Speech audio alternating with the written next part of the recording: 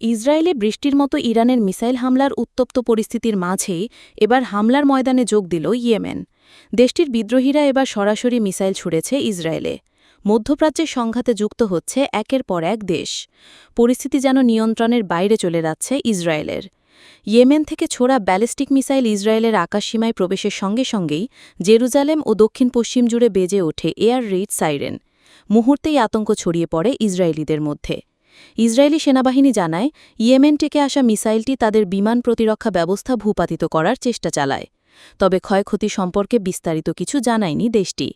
এর আগে শুক্রবার ভোররাতে ইরানে অপারেশন রাইজিং লায়ন নামে সামরিক অভিযান চালায় ইসরায়েল। ইরানের রাজধানী তেহরানে পরমাণু স্থাপনা, ব্যালিস্টিক ক্ষেপণাস্ত্র কারখানা এবং সামরিক কমান্ডো সেন্টারে চলে ব্যাপক হামলা। এতে অন্তত ৮০ জন ইরানিয়ান নিহত হন।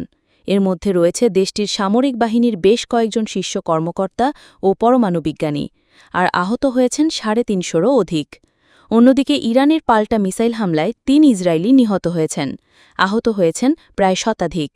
বিশেষজ্ঞরা বলছেন, ইরান ইসরায়েল যুদ্ধ যখন মধ্যপ্রাচ্যের স্থিতিশীলতাকে হুমকির মুখে ফেলে দিয়েছে, ঠিক তখনই ইয়েমেনের হুথিদের সরাসরি মিসাইল হামলা পরিস্থিতিকে আরও জটিল করে তুলেছে। ফলে যুদ্ধের পরিধি দ্রুতগতিতে আরব অঞ্চলে ছড়িয়ে পড়তে পারে বলেও আশঙ্কা করছেন সমর বিশ্লেষকরা।